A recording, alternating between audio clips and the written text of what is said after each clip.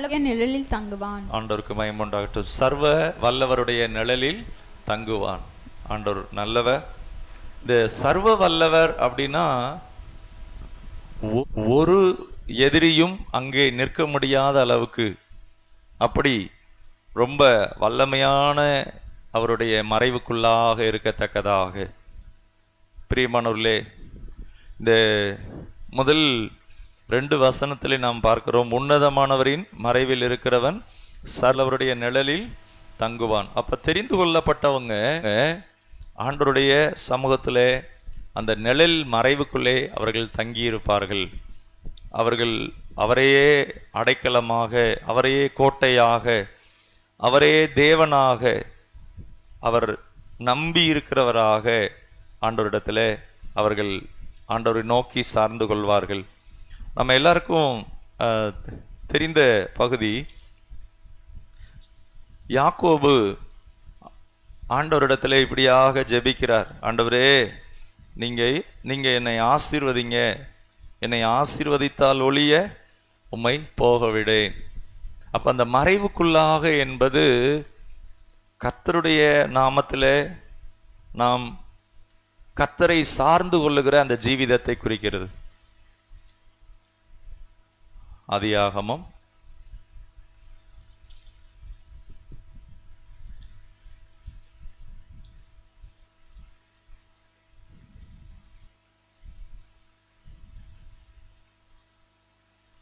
33ஆம் அதிகாரம்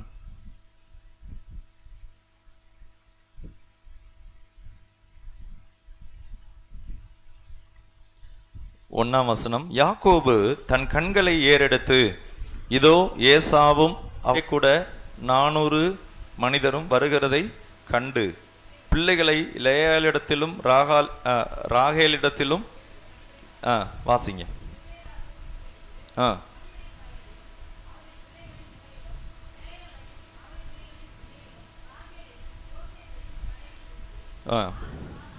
போதும். இங்கே சொல்லப்பட்டிருக்கிறது, யாக்கோபு ஏசாவை கண்டபோது, அந்த ஏசாவை சந்திக்கும் முன்பாக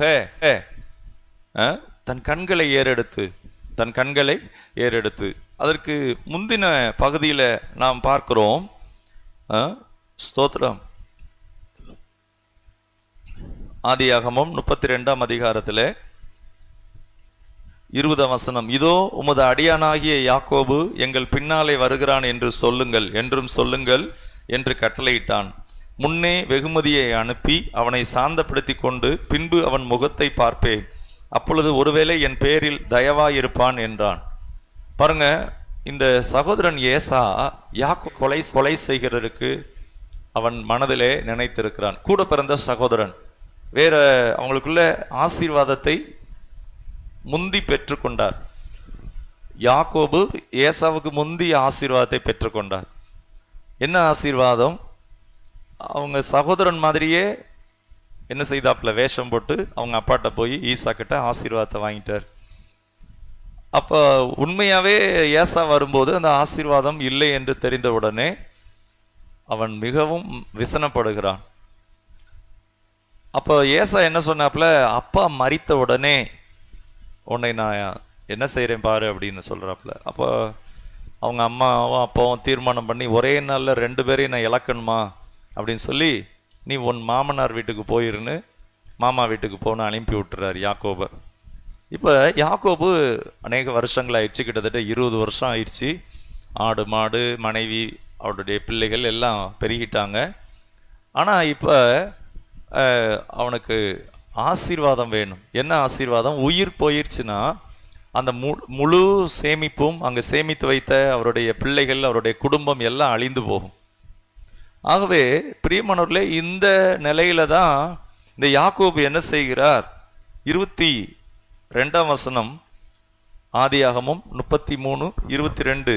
ராத்திரியிலே எழுந்திருந்து தன் 2 மனைவிகளையும், பாருங்க, அந்த ராத்திரியிலே எழுந்திருந்து, இரவெல்லாம் அந்த ஆண்டவர் சமூகத்துக்கு நான் போகிறேன், ஆண்டவர் என்னை பாதுகாக்க வேண்டும், என் ஜீவன் போகிறது, ஆனாலும் கூட என் ஆண்டவர் எனக்கு வாக்கு பண்ணி தான் அனுப்பி இருக்கிறார் அப்படின்னு சொல்லி இங்க சொல்லப்பட்டிருக்கிறது ராத்திரியிலே எழுந்திருந்து.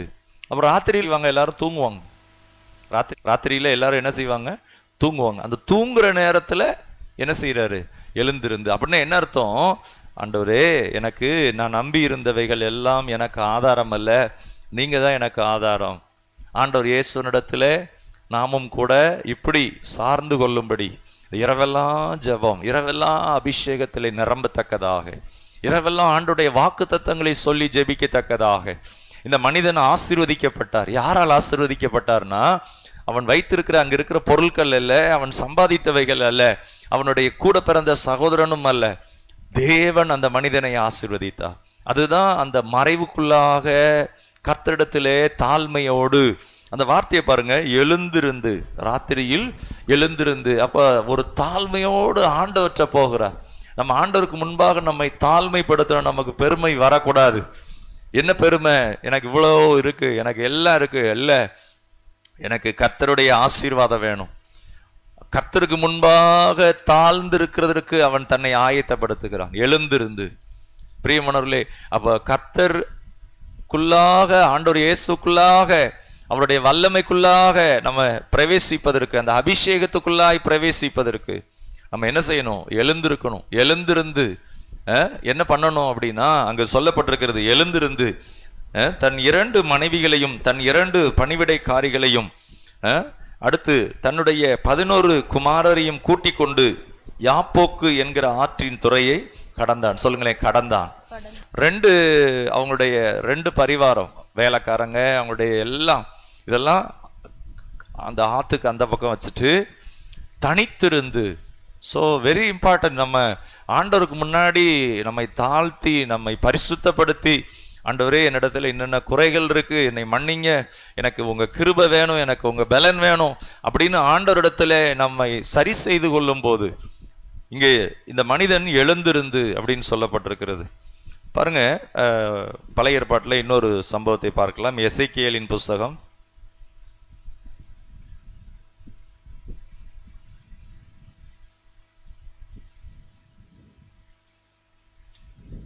எசேக்கியேலின் புஸ்தகம்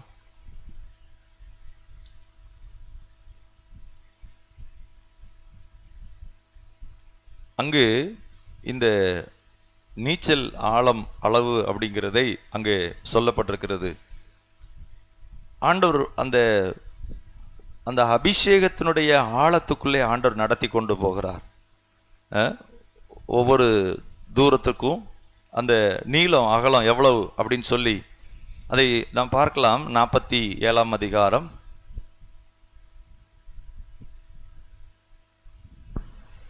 47ஆம் அதிகாரம் 3ஆம் வசனம். அந்த புருஷன் தமது கையில் நூலை பிடித்து கொண்டு கிழக்கு புறப்படுகையில் 1000 முழம் அளந்து என்னை தண்ணீரை கடக்க பண்ணினார். தண்ணீர் கணுக்கால் அளவாயிருந்தது. பின்னும் அவர் 1000 முழம் அளந்து என்னை தண்ணீரை கடக்க பண்ணினார். அங்கே தண்ணீர் முழங்கால் அளவாயிருந்தது. பின்னும் அவர் 1000 முழம் அளந்து என்னை கடக்க பண்ணினார். அங்கே தண்ணீர் இடுப்பளவாயிருந்தது. பின்னும் 1000 முழம் அளந்தார். அங்கே அது நான் கடக்க கூடாத நதியாயிருந்தது. தண்ணீர் நீச்சல் ஆழமும் கடக்க முடியாத நதியுமாயிருந்தது. கவனிக்கலாம் அன்பானவர்களே, இந்த ஆழம் அப்படின்னு சொல்லப்பட்டிருக்கிறது, அந்த அளவுக்குள்ளாக இந்த எசேக்கியேலே கடந்து போகிறார். நம்ம தான் கடந்து போகணும். கர்த்தருக்குள்ள உள்ளான மனுஷன்ல, ஆவியிலே, தனிப்பட்ட வாழ்க்கையில நாம் இன்னும் அதிகமான வல்லமைக்குள்ளாக கடந்து போகணும். இங்கே சொல்லப்பட்டிருக்கிறது, இந்த எசேக்கியேல் ஆண்டவர் அந்த ஒவ்வொரு அளவா கூட்டிட்டு போறார். ஆண்டவர் என்ன கூட்டிட்டு போறாரு? இந்த அபிஷேகத்தை குறித்து சொல்றாரு. முதல்ல எப்படின்னா கணுக்கால் அளவு, அடுத்து முழங்கால் அளவு, அடுத்து அங்கு சொல்லப்பட்டிருக்கிறது இடுப்பளவு, அடுத்து நீச்சலாள அளவு, கடக்க முடியாத நீச்சலாள அளவு. 9ஆம் வசனம், சம்பவிப்பது என்னவென்றால் இந்த நதி போகும் இடமெங்கும் சஞ்சரிக்கும் ஜீவ பிராணிகள் யாவும் பிழைக்கும். இந்த தண்ணீர் அங்கே வந்தபடியினால் வெகு மச்சங்களும் உண்டாயிருக்கும். இந்த நதி போகும் இடமெங்கும் உள்ள யாவும் ஆரோக்கியப்பட்டு பிழைக்கும். பாருங்க, அந்த உள்ளான ஆவியின் வல்லமையை குறித்து சொல்லப்பட்டிருக்கிறது, அந்த ஆழத்தை குறித்து சொல்லப்பட்டிருக்கிறது. இந்த இஸ்ரவேல் என்று அழைக்கப்பட்ட யாக்கோபு என்ன செய்கிறார்னா, அந்த ராத்திரியில எழுந்து தேவனோடு தனித்திருந்து அவர் என்ன செய்கிறாரு, ஆண்டவர் சமூகத்தில் ஜெபிக்கிறார். 24 வசனம், ஆதியாகமம் 32:24. யாக்கோபு பிந்தி தனித்திருந்தான். அப்பொழுது ஒரு புருஷன் பொழுது விடியும் அளவு அவனுடனே போராடி அவனை மேற்கொள்ளாததை கண்டு அவனுடைய தொடைச்சந்தை தொட்டார். அதனால் அவருடனே போராடுகையில் யாக்கோபின் தொடைச்சந்து சுலுக்கிற்று. அவர், நான் போகட்டும், பொழுது விடுகிறது என்றார். அதற்கு அவன், நீர் என்னை ஆசீர்வதித்தால் ஒழிய உம்மை போக விடேன் என்றான். அவர், உன் பேர் என்ன என்று கேட்டார். யாக்கோபு என்றான். அப்பொழுது அவர், உன் பேர் இனி யாக்கோபு என்னப்படாமல் இஸ்ரவேல் என்னப்படும், தேவனோடும் மனிதரோடும் போராடி மேற்கொண்டாயே என்றார். அப்பொழுது யாக்கோபு, உம்முடைய நாமத்தை எனக்கு அறிவிக்க வேண்டும் என்று கேட்டான். அதற்கு அவர், நீ என் நாமத்தை கேட்பானான் என்று சொல்லி அங்கே அவனை ஆசீர்வதித்தார். அப்பொழுது யாக்கோபு, நான் தேவனை முகமுகமாய் கண்டேன், உயிர் தப்பி பிழைத்தேன் என்று சொல்லி அந்த பெனியேல் என்று பேரிட்டான். ஆண்டவருடைய நாமத்திற்கு மகிமையுண்டாவதாக. இந்த யாக்கோபை கர்த்தர் ஆசீர்வதிக்கிறார். கவனிக்கலாம், நம்முடைய தனிப்பட்ட வாழ்க்கையில இப்படிப்பட்ட மேலான அனுபவத்தை நாம் தெரிந்து கொள்ள வேண்டும். தேவனிடத்திலே ஆசீர்வாதத்தை பெற்றுக்கொள்ள, தேவ சமூகத்திலே காத்திருக்கத்தக்கதாக, பின்பு தனித்திருந்து போராடி ஜெபிக்கத்தக்கதாக ஒரு ஆசீர்வாதம் வருகிறதற்கு அவர் என்ன செய்யறாரு, இந்த யாக்கோபு போராடுகிறார். அந்த சங்கீதம் 91 தான் சொல்லப்பட்டிருக்கிறது, உன்னதமானவரின் மறைவில் இருக்கிறவன். ஒரு ஜெபம் என்பது நம்மை தேவனுடைய ஆசீர்வாதத்துக்குள்ளே கொண்டு செல்லும், ஆண்டவரோடு நம்மை நெருங்கி சேர்க்கும், நமக்கு இருக்கிற அந்த தடைகள் எல்லாம் நீக்கும். யாக்கோபுடைய வாழ்க்கையில பாருங்க, கிட்டத்தட்ட 20 வருஷம் அவங்க மாமனார்ட்ட என்ன செய்யப்பட்டாப்புல, அங்கு வேலை பார்த்து ஒவ்வொரு திருமணம் முடிக்கும் போதும் அந்த காரியங்கள் எல்லாம் ஏமாற்றப்படுறார். முதல்ல பார்த்தா ராகேல்னு சொல்லி லேயால், அடுத்து என்னன்னா சம்பளம் மாத்திக்கிட்டே இருக்கிறார் மாமனார், எல்லாத்துலயும் ஏமாற்றப்படுறார். ஆனா தேவன் யாக்கோபை தெரிந்து கொண்டார்.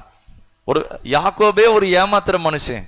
ஒருவேளை நமக்குள்ள இருக்கிற சுபாவம் கூட நம்மை ஏமாற்றும்படி நம்மை அர்ப்பணித்து இருக்கலாம், நமக்கு நாமே நம்ம விரோதியா இருக்கலாம். யாக்கோபு அப்படின்னா எத்தன், ஏமாற்றுகிறவன். நமக்குள்ளே அப்படிப்பட்ட சுபாவங்கள் இருக்கலாம். நமக்குள்ள அந்த மாம்ச சுபாவம் என்ன செய்யலாம், ஆண்டவருடைய ஆசீர்வாதத்துக்கு நமக்கே தடையா இருக்கலாம். நமக்குள்ள இருக்கிற ஜென்ம சுபாவங்கள், நமக்குள்ள இருக்கிற கீழ்ப்படியாமை.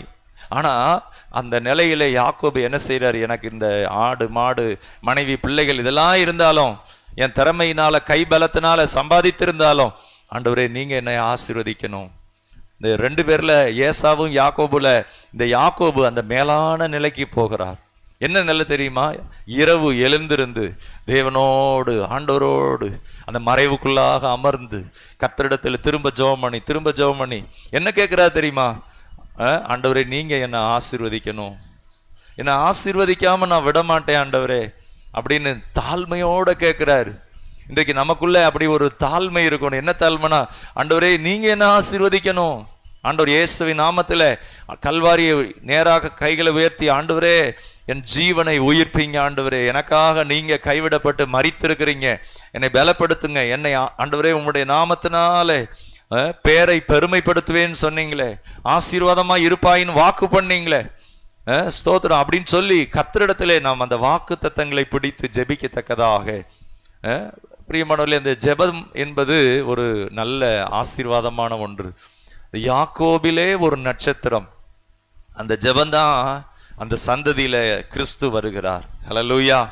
அது யாக்கோபுடைய சந்ததியில தான் கிறிஸ்து வருகிறார், ஏசாவுடைய சந்ததியில அல்ல. நீங்க இன்னைக்கு ஜெபிக்கும் போது உங்க சந்ததிக்கும் கர்த்தர் அடைக்கலம் கொடுப்பா, உங்க சந்ததியும் கர்த்தர் கனம் பண்ணுவா, கர்த்தருடைய நாம மகிமைப்படுவதாக. யாக்கோபு ஜெபம் பண்றார், இன்னொரு இடத்துல ஆண்டவரே அப்படின்னு ஜெபம் பண்றார். ஆண்டவர் சொல்றார், நான் உனக்கு சொன்னதை செய்யும் அளவும் உன்னை கைவிடுவதில்லை, நான் உனக்கு சொன்னதை செய்யும் அளவும் கைவிடுவதில்லை. ஆண்டவர் அவர் என்ன சொன்னாரோ அதுல அவர் உண்மையுள்ளவராக இருக்கிறார், அதை நிறைவேற்ற அவர் நல்லவராக இருக்கிறார். இந்த யாக்கோபு அதை அறிந்து கொண்டார். என்ன அறிந்து கொண்டார், அந்த ராத்திரியில ஒரே பயமா இருந்திருக்கலாம், தனிமையா இருந்திருக்கலாம், என்ன நடக்க போகுதுன்னு தெரியாம இருந்திருக்கலாம். ஆனா மேலான தேவனோடு இருக்கிற அனுபவம், தேவ சமூகத்திலே தன்னை தாழ்த்தி தன் பலத்தை சார்ந்து கொள்ளாமல், மனுஷனை சார்ந்து கொள்ளாமல், ஒரே ஒரு காரியத்தை சார்ந்து கொள்ளுகிறார். ஆண்டவராய் இயேசுவே, ஆண்டவரே நீங்க என்ன ஆசீர்வதிங்க. இன்றைக்கு நம் தனிப்பட்ட வாழ்க்கையில ஆண்டவரே, என் வாழ்க்கை சாபமாக இருக்கு, என் வாழ்க்கை மாற்றமே இல்லை ஆண்டவரே, என் வாழ்க்கையில தொடர்ந்து தோல்வி, என் வாழ்க்கை அவமானமா இருக்கு, மற்றவங்க முன்னாடி நான் ஒரு கேலி பொருளா இருக்கிறேன். ஏசப்பா நீங்க என்ன ஆசீர்வதிங்க ஆண்டவரே, நீங்க எனக்கு அந்த கிருபையை தாங்க அப்படின்னு சொல்லி பெற்றுக்கொள்ளத்தக்கதாக இந்த மனிதன் என்ன செய்தார்னா, அந்த ஜெபத்திலே அதை பெற்றுக்கொண்டார். யாக்கோபை கர்த்தர் ஆசீர்வதித்தார். சொல்லுங்களேன், யாக்கோபை கர்த்தர் ஆசீர்வதித்தார். எப்படி ஆசீர்வதித்தார்? இனி உன் பேர் யாக்கோபு அல்ல, இஸ்ரவேல். ஸ்தோத்திரம். அந்த யாக்கோபு சொல்றாரு, நான் ஆண்டவரை முகமுகமாய் கண்டேன், முகமுகமாய் கண்டேன். ஸ்தோத்திரம். கர்த்தருடைய நாமம் மகிமைப்படுவதாக. 30ஆம் வசனத்துல போட்டிருக்கு, அப்பொழுது யாக்கோபு நான் தேவனை முகமுகமாய் கண்டேன். ஆண்டவராய் இயேசுக்கு ஒரு பேர் இருக்கு, தேவன் மாம்சத்திலே வெளிப்பட்டார். தேவன் மாம்சத்திலே வெளிப்பட்டார். வெளிப்படுத்தின விசேஷத்துல பார்க்கிறோம், மனுஷகுமாரன் மிகுந்த அந்த வல்லமையோடு, இந்த மார்க் 13ல பார்க்கிறோம், மேகங்கள் மேல வருகிறாராம். அல்லேலூயா. மேகங்கள் மேல வருகிறார். அப்படிங்கிறப்ப பிரியமானவர்களே, அந்த ஒரு வல்லமையான காரியம். மேகங்கள் மேல தூதர்கள் வருவாங்க, ஆனா ஆண்டவர் இயேசு எல்லா தூதரும் வருவாங்களாம் அவரோடு கூட. அந்த மார்க் 13:26 சொல்லப்பட்டிருக்கு, எல்லா தூதரையும் கூட்டிக் கொண்டு இயேசு வருவார். எப்படி வருவார்? மேகங்கள் மேலே வருவார். ஹல்லேலூயா. அப்போ அந்த வருகைக்கு முன்பாக நமக்குள்ளே என்ன இருக்க வேண்டும் என்றால், சூழ்நிலையில நான் சாபமா இருக்கிறேன், என்கிட்ட குறைவு இருக்கு, என் வாழ்க்கையில திரும்ப திரும்ப பிரச்சனை இருக்கு, என் வாழ்க்கையில பயமா இருக்கு, என்ன நடக்கும்னு தெரியல, பயப்பட வேண்டாம். நம்மை ஆசீர்வதிக்கிற ஆண்டவர் இருக்கிறார், நம்மை விசாரிக்கிற ஆண்டவர் இருக்கிறார். அவரிடத்திற்கு நாம் போக வேண்டும். ஆண்டவருடைய ஆலயத்திற்கு என்ன பிரச்சனையா இருந்தாலும், என்ன சூழ்நிலையா இருந்தாலும், சபை கூடி வருதல விட்டுவிடவே கூடாது. ஏன்னா நம்முடைய தனிப்பட்ட வாழ்க்கையில கர்த்தர் நமக்கு அந்த வார்த்தையை கொண்டு பேசுவார், அந்த வார்த்தையினாலே நம்மை பலப்படுத்துவார். இந்த யாக்கோபுக்கு கர்த்தர் சொன்னாரு, உன் பேர் இஸ்ரவேல் எனப்படும். யாக்கோபு தன் அனுபவத்தை சொல்றாரு. அப்பொழுது 30ஆம் வசனம், அப்பொழுது யாக்கோபு நான் தேவனை முகமுகமாய் கண்டேன். தேவனை நான் என்ன செய்தேன்?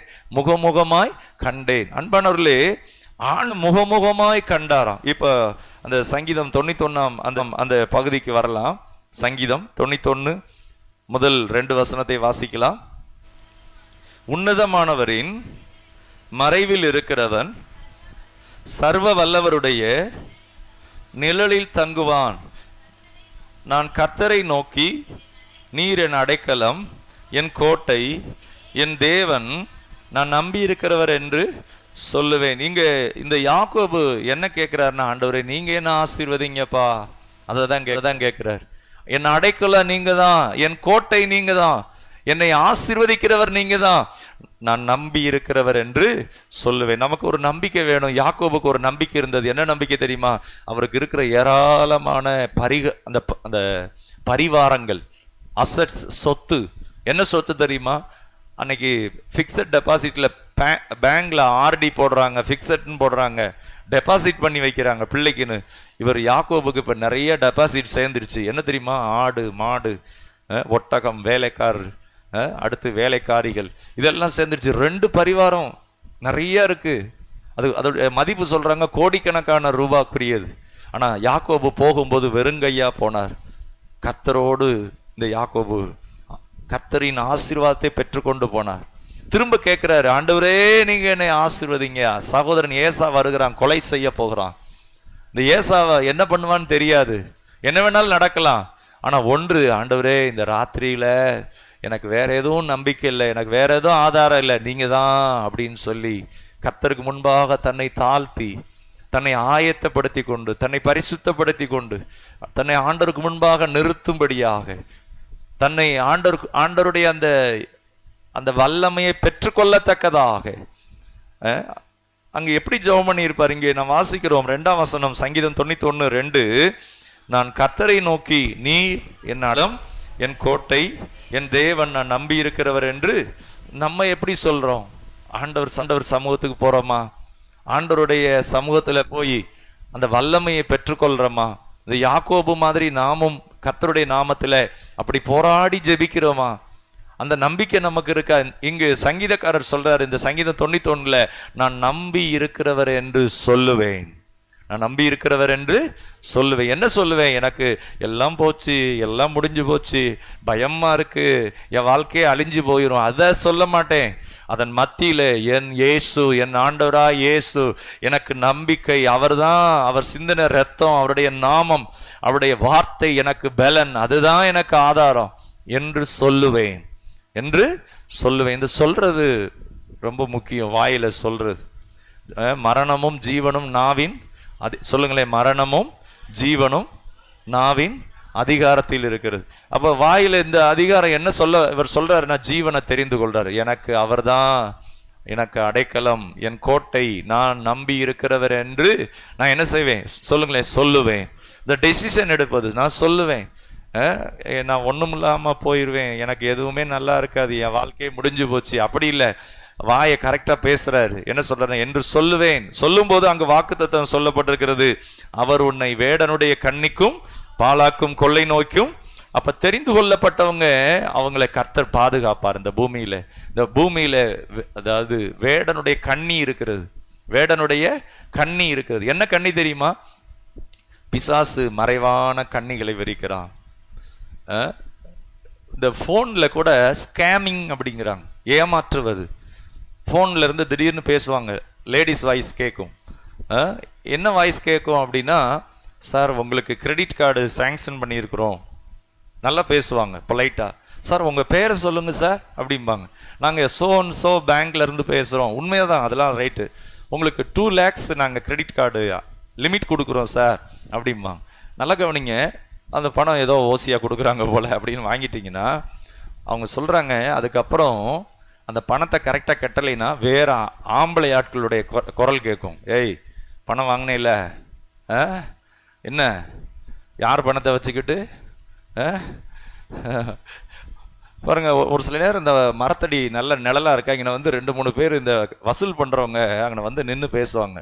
பணத்தை வாங்க தெரிஞ்சில்ல, 2 வீலர் லோன் போட தெரிஞ்சில்ல, அடுத்து வீட்டுக்குன்னு லோன் வாங்க தெரிஞ்சில்ல, கொடுக்க தெரியாது, என் பணத்தை நீ வச்சுக்கிட்டு நீ உன் இஷ்டத்துக்கு இருப்ப, நான் அப்படி கஷ்டப்படணும், உன்கிட்ட கெஞ்சணும். அந்த வார்த்தையை பார்த்தா எப்படி இருக்கணும்? நல்லா கவனிங்க. என்ன சொல்றாப்புல அப்படின்னா, முதல்ல சார் அப்படின்னு ரிக்வஸ்டா பேசுறாங்க, அடுத்து வேற வார்த்தை வருது. அது என்னன்னா, அதுதான் கண்ணி, பிசாசனுடைய கண்ணி. மனதை மயக்கத்தக்கதாக டெக்னாலஜி இருக்கு. இந்த டெக்னாலஜிலாம் பிள்ளைகள் மனதை கூட பாதிக்குது. பிள்ளைகளுடைய மைண்டு கெட்டு போகுது. அவங்கள டைரக்ட் பண்றது, எது டைரக்ட் பண்றதுன்னா இந்த வாட்ஸ்அப்பும் இந்த டெக்னாலஜி, இதுதான் அவங்கள கைட் பண்ணுது. தகப்பன் தாய் கர்த்தருக்கு பயப்படுற பயம். நல்ல கவனிங்க, அங்கு கண்ணி இருக்கிறது. அவர் உன்னை, ஆனா வாக்குத்தத்தம் சொல்லுகிறது, அவர் உன்னை வேடனுடைய கண்ணிக்கும் பாலாக்கும் கொள்ளை நோக்கியும் தப்பு வைப்பார். ஒரு சகோதரி அழுது கொண்டே சொல்றாங்க, என் கணவர் இந்த இதில் போய் சிக்கி கொண்டார், பல லட்சங்களை இழந்திருக்கிறார். போலீஸ்ல அப்புறம் இன்னொருத்தவங்க போலீஸ்ல போய் கம்ப்ளைண்ட் கொடுத்துருக்குறாங்க. நல்ல கவனிங்க, ஏதாவது இப்படி ஒரு பஞ்சகமான வலையில விழுந்தா காப்பாற்ற யாரும் இருக்க மாட்டாங்க, யார்ட்டையும் சொல்ல முடியாது. திருடனுக்கு தேல் கொட்டின மாதிரி, திருட போயிருக்கான், போன இடத்துல தேல் கொட்டிருச்சுன்னா கத்துனா என்ன ஆகும்? திருடுற வேலைக்கு போயிருக்கான், போனது இடத்துல தேல் என்ன செய்யுது? கொட்டுச்சுன்னா கத்துனா என்ன ஆகும்? பிடிபட்டுருவான். சொல்லவும் முடியல, வலியை தாங்கவும் முடியல. அப்போ இங்கே வாக்குத்தத்தம் சொல்லப்பட்டிருக்கிறது, அவர் உன்னை வேடனுடைய கண்ணிக்கும் பாலாக்கும் அப்ப அந்த கண்ணில போய் சிக்கிக்கிட்டா வெளியில வர முடியாது. இன்னும் ஒரு சிலர் அசுத்தமான காரியங்களை இது பண்ணி அதை போட்டோ எடுத்து பிறகு த்ரெட்டன் பண்றாங்க, இத்தனை 1000 கொடு, இத்தனை லட்சம் கொடு. பாருங்க, இது எல்லாமே கண்ணி. அப்ப முதல்ல என்னன்னா, ரொம்ப பரவாயில்ல, ரொம்ப நல்லா இருக்கு, அதுக்கப்புறம் பார்த்தா அது தீமையானவைகள்ல போய் சிக்கி கொண்டு, ஒரு எலி வலையில மாட்டிருச்சுன்னா வெளியவே வர முடியாதுங்க. ஆனா ஆண்டவர் சொல்றாரு, தப்பு வைப்பார். சொல்லுங்களேன், தப்பு வைப்பார். ஆண்டவர் சமூகத்துல நீங்க தேவ ஆலயத்துக்கும் கர்த்தரை தேடும்படியாக ஆண்டவர் இயேசு கிறிஸ்து நாமத்துல ஜெபிக்கும் போது அவர் உங்களை தப்புவிப்பார். எதுக்கு தப்புவிப்பார்? இந்த உலகத்துல எத்தனையோ கன்னிகள் இருக்கிறது, இலவசம், உங்களுக்கு இவ்வளவு ஆஃபர், இன்னது கொடுக்குறோம், அதை நிதானிக்கணும். நமக்கு பிசாசு மனதில் மயக்கும்படியாக, கண்களை மயக்கும்படியாக எத்தனையோ தீமையானதை சொல்லலாம். இன்னும் ஒரு சிலர் வாயில என்ன செய்யுங்க, ரொம்ப ஸ்வீட்டா பேசுவாங்க, ஏ செல்லம் டே அப்படி இப்படிம்பாங்க. ஆனா உள்ள என்ன இருக்கும் தெரியுமா?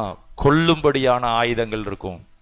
அதான் இங்க சொல்லப்பட்டிருக்கு, அவர் உன்னை வேடனுடைய கண்ணிக்கும் பாலாக்கும் கொள்ளை நோய்க்கும் வாக்கு பண்ற, தப்பு வைப்பா. சொல்லுங்களேன், தப்பு வைப்பா. இது மனசுல பதியணும். அவர் தப்பு வைப்பா.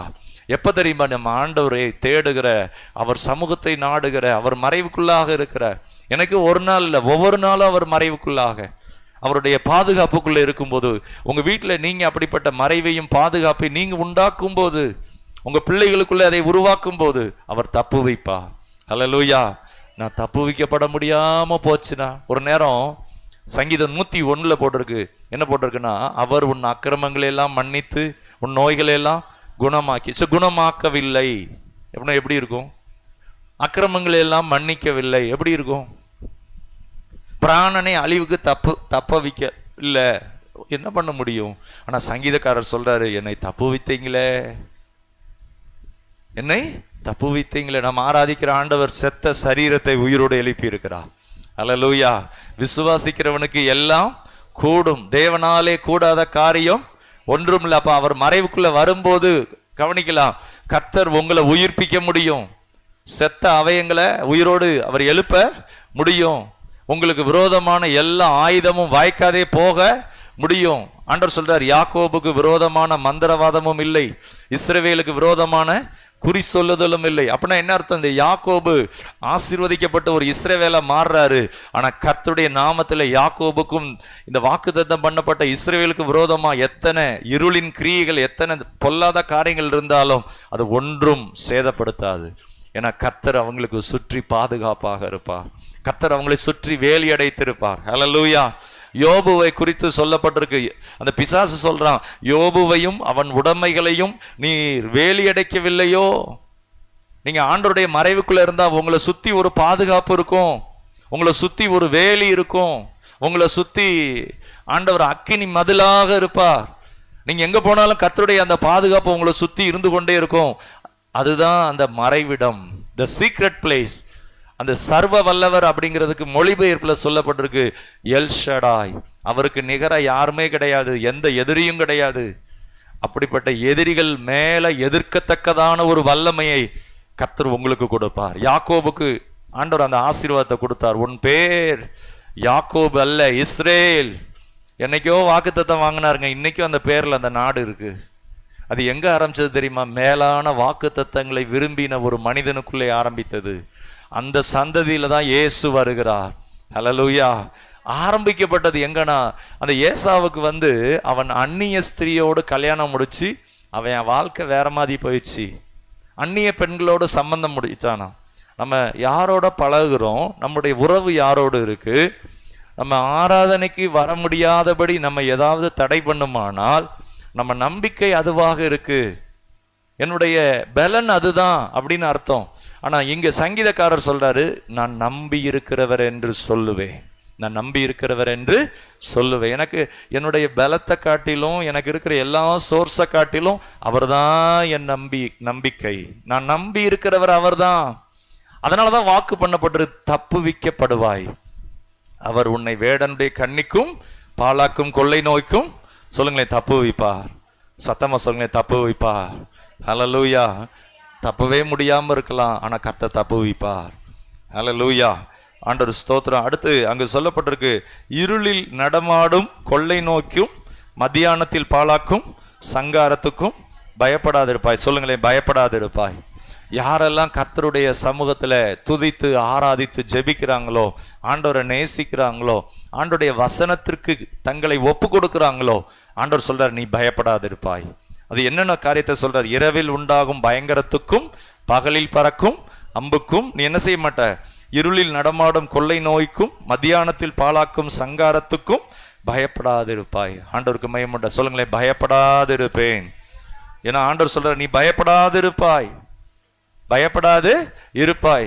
அப்போ நம்ம கர்த்தருக்கு பிரியமா, கர்த்தருடைய நாமத்திற்கு பயந்து அந்த வழிகளில நடக்கும்போது, உத்தமமா இருக்கும்போது, கர்த்தரை கனம் பண்ணும்போது உங்க வாழ்க்கை எப்படி மாறும் அப்படின்னா, பிரியமானவர்களே, நீங்க பயப்படாது இருப்பீங்க. அங்க என்னென்ன காரியம்லாம் சொல்லப்பட்டிருக்கு பாருங்க. பயங்கரம், இரவில் உண்டாகும் பயங்கரம், அது பயங்கரமானதா இருக்கும், அது பயமா இருக்கும். ஆதாம் பாவம் செஞ்ச உடனே, ஆதாம் ஏவாள் அந்த பாவத்துக்குள்ள விழுந்த உடனே அவங்க என்ன நாங்களாம் பயந்து. அந்த பயம் என்பது ஒரு பயங்கரமானது. பிசாசு ஒரு மனுஷனுக்குள்ள வரும்போது என்னத்தை தெரியுமா கொடுப்பான்? பயத்தை கொடுப்பான். அது எப்படி இருக்கும்னா பயங்கரமா இருக்கும்.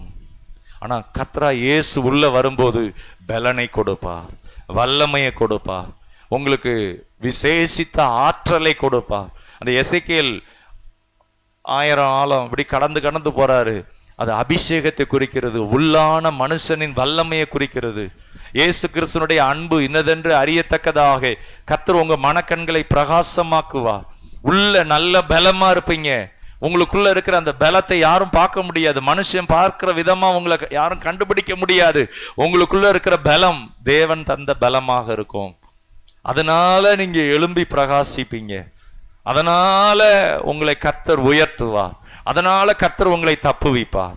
ஹல்லேலூயா, ஆண்டவருக்கு மகிமை உண்டாகட்டும். இங்கே நாம் அதை வாசிக்கிறோம்.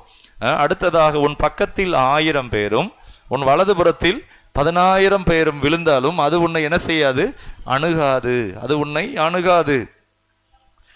சொல்லுங்களேன், அது என்னை அணுகாது. அப்போ எது அணுகாதுன்னா, நிறைய பேர் மரிப்பாங்க, நிறைய மரண செய்திகள் கேட்கலாம், ஆனா அது உங்களை அணுகாது. அது உங்களை அணுகாது. அது உங்களை அணுகாது. அடுத்து 9ஆம் வசனம், 8ஆம் வசனம், உன் கண்களால் மாத்திரம் நீ அதை பார்த்து துன்மார்க்கருக்கு வரும் பலனை காண்பாய். துன்மார்க்கர்னா என்ன அர்த்தம்னா, ஆண்டவரை தேடாதவங்க, ஆண்டவரிடத்துல தங்களை சரி செய்து கொள்ளாதவங்க, தங்களை பரிசுத்தப்படுத்தி கொள்ளாதவங்க, தங்களை ஆண்டவரோடு ஒப்புரவாக்கி கொள்ளாதவங்க, துன்மார்க்கமான மனிதர்கள். நான் செஞ்சிருவேன், நான் பார்த்துருவேன், எனக்கு ஆண்டவர் தேவையில்லை, என் கை பலம், என் சாமர்த்தியம், நான் என்னுடைய இதை நியாயப்படுத்துவேன், அப்படி ஆண்டவர் சொல்றார். உன் கண்களால் மாத்திரம் அதை பார்த்து துன்மார்க்கருக்கு வரும் பலனை காண்பாய்.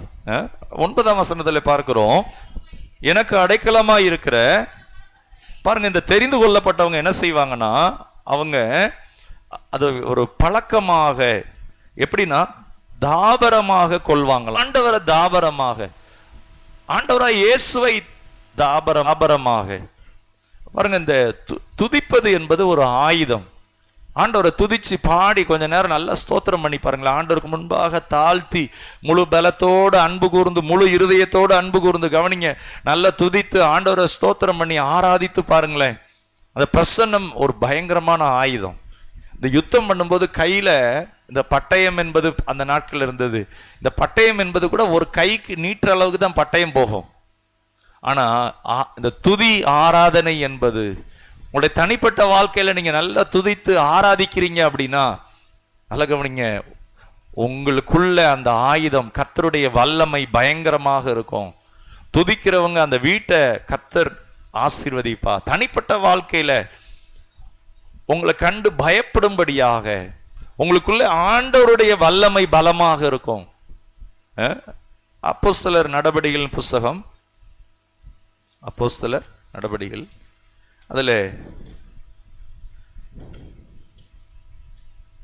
அப்போஸ்தலர் நடபடிகள் 16ஆம் அதிகாரம்,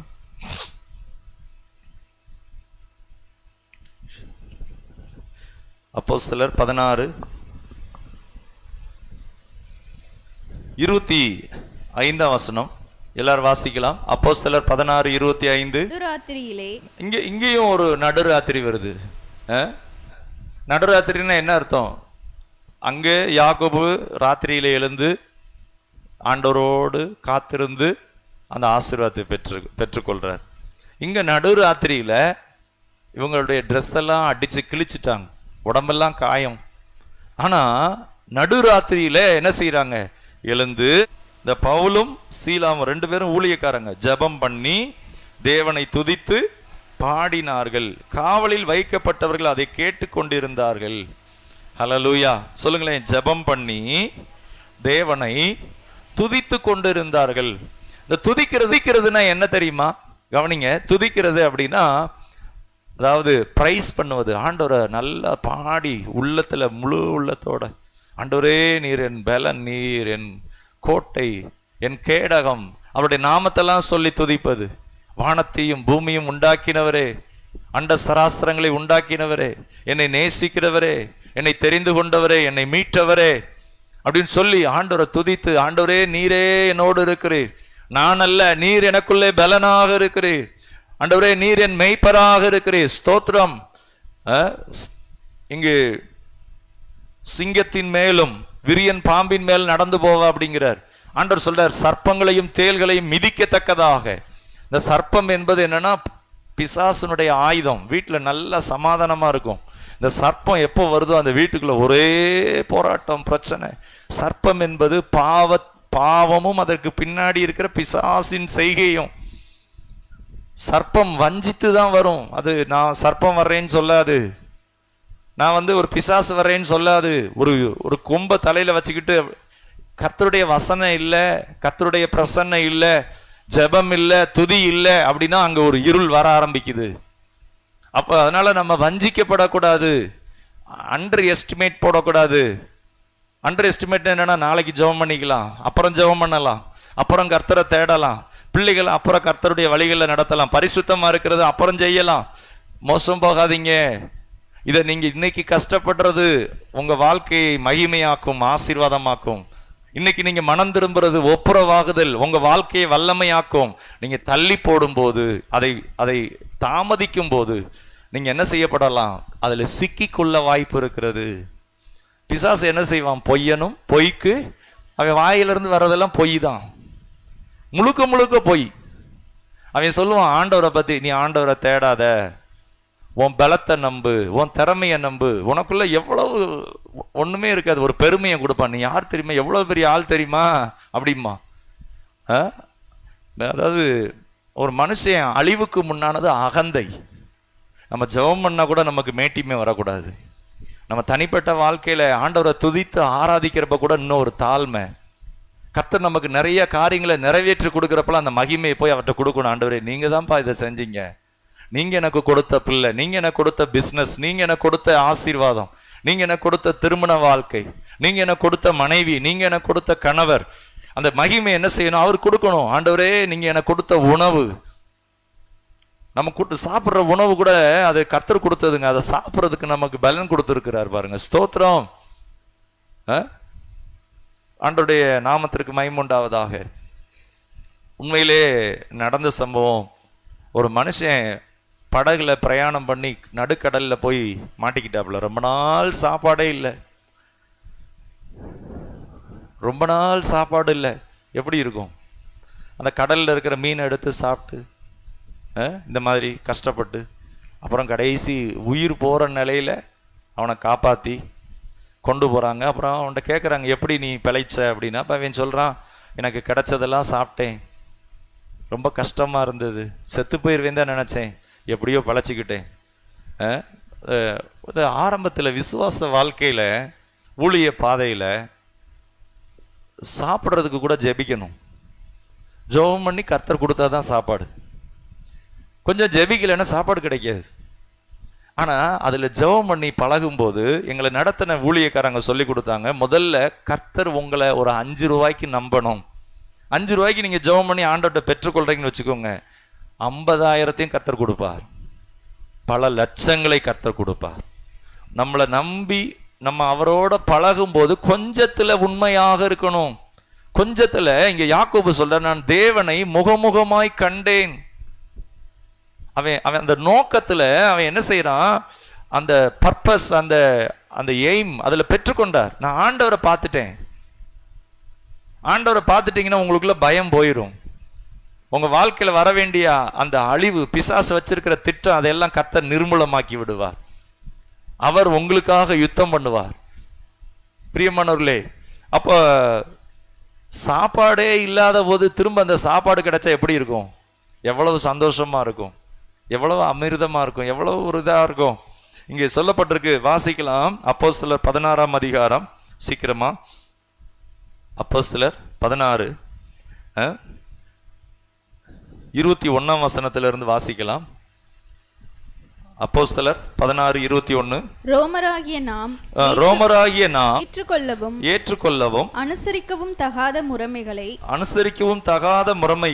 போதிக்கிறார்கள் என்றார்கள்.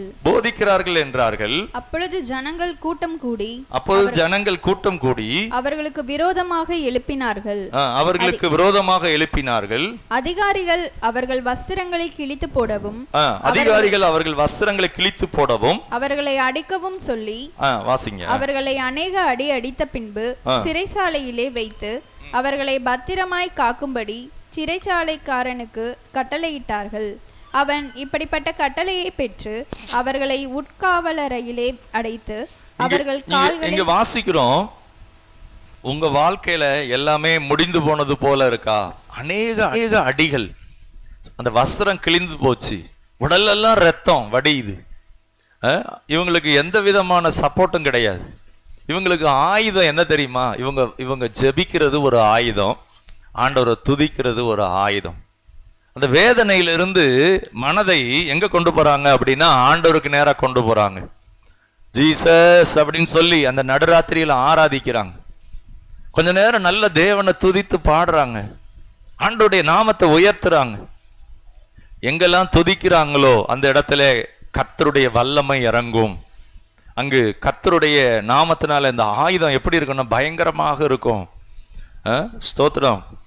அப்ப இதே போல இந்த துதி என்கிற ஆயுதத்தை குறித்து நாம் இங்கு வாசிக்கிறோம். சங்கீதம் 145 சங்கீதம் 145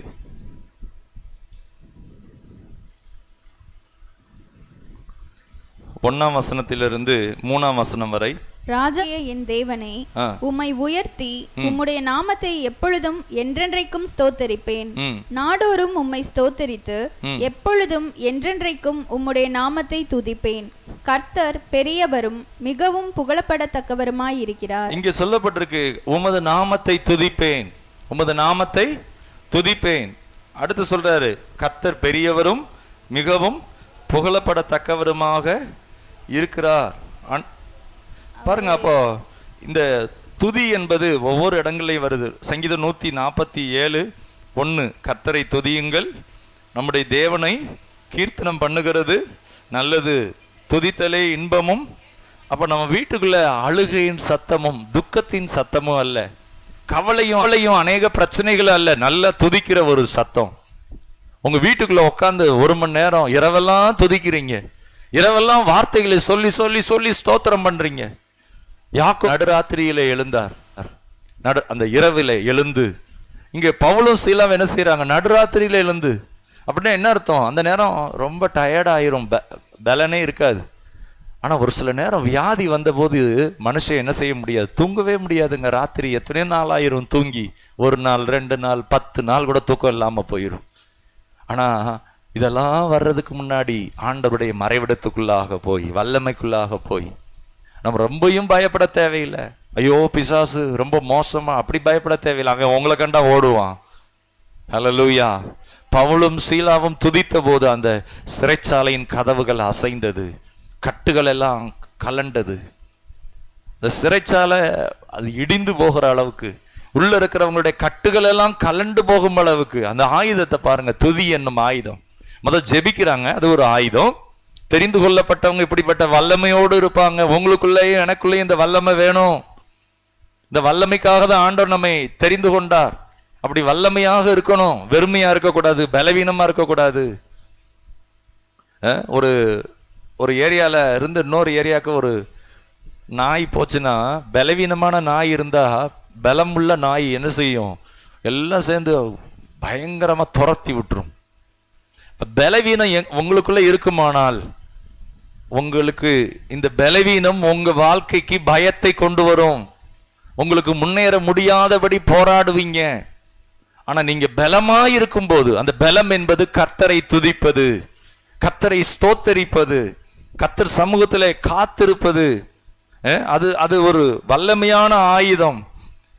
கர்த்தருடைய நாமத்திற்கு மகிமையுண்டாவதாக. சங்கீதம் 144:1, என் கைகளை போருக்கும் என் விரல்களை யுத்தத்திற்கும் படிப்பிக்கிற என் கண்மலையாகிய கர்த்தருக்கு ஸ்தோத்திரம். அவர் சொல்றாரு, என் கைகளை போருக்கும் என் விரல்களை யுத்தத்திற்கு படிப்பிக்கிற என் கண்மலையாகிய கர்த்தருக்கு ஸ்தோத்திரம். ஆண்டவரே உம்மை ஸ்தோத்தரிப்பேன். எப்படின்னா, என் கைகளை போருக்கும் என் விரல்களை யுத்தம்னா பெரிய சண்டை, பயங்கரமா இருக்கு. நிறைய பேரு அவங்களுக்கு வாழ்வா சாவான் இருக்கிற நிலை கவனிக்கலாம்.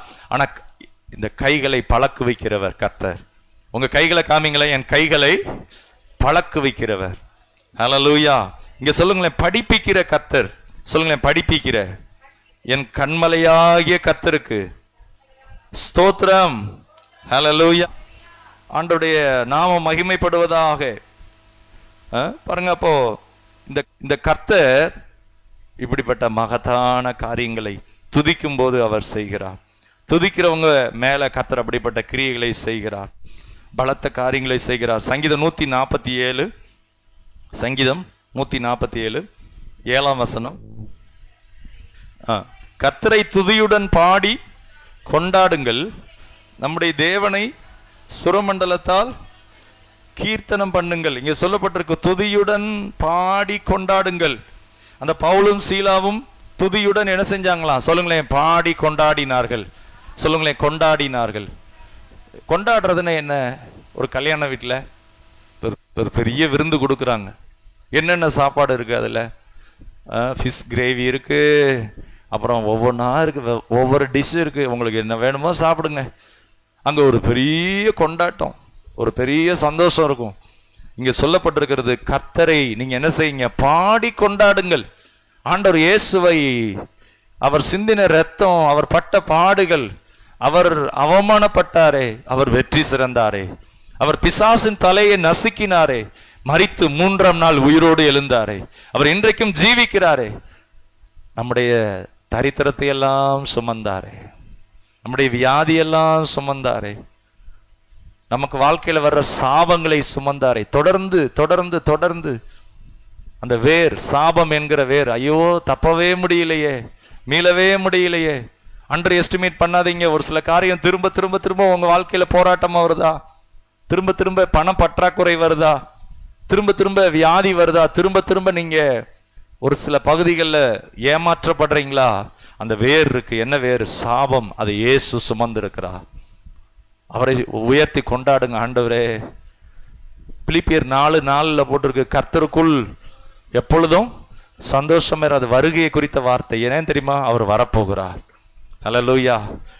உங்கள் சாந்த குணம் எல்லாருக்கும் முன்பாக தெரிய கடவது. பிலிப்பியர் அந்த சாந்த குணம்னா என்ன தெரியுமா? அந்த அறையில உட்காந்து அப்படியே களி கூர்ந்து உங்களுக்குள்ள ஒரு பெரிய நம்பிக்கை இருக்கு பாத்தீங்களா? நிச்சயம் இருக்கு பாருங்க. ஒரு ஒரு ஒரு 7 மணி நேரம் நீங்க ஆண்டவரை ஆராதிச்சு துதிச்சு இந்த வார்த்தைகள் எல்லாம் சிலுவையில, எனக்காக ஆண்டவரே, என் பிள்ளைக்காக ஆண்டவரே, என் குடும்பத்திற்காக ஆண்டவரே அப்படின்னு சொல்லி கவனிக்கலாம், துதித்து கொண்டாடி இருப்பீர்கள். ஆனால் கர்த்தர் உங்களுக்குள்ளே பலத்த காரியங்களை செய்வார். இந்த ஆயுதத்தை குறித்து சொல்லப்பட்டிருக்கிறது. சங்கீதம் 149, சங்கீதம் எல்லாரும் எடுத்துக்கொள்ளலாம். சங்கீதம் 149 1ஆம் வசனம். எல்லாரும் வாசிக்கலாம் சத்தமா. அல்லேலூயா.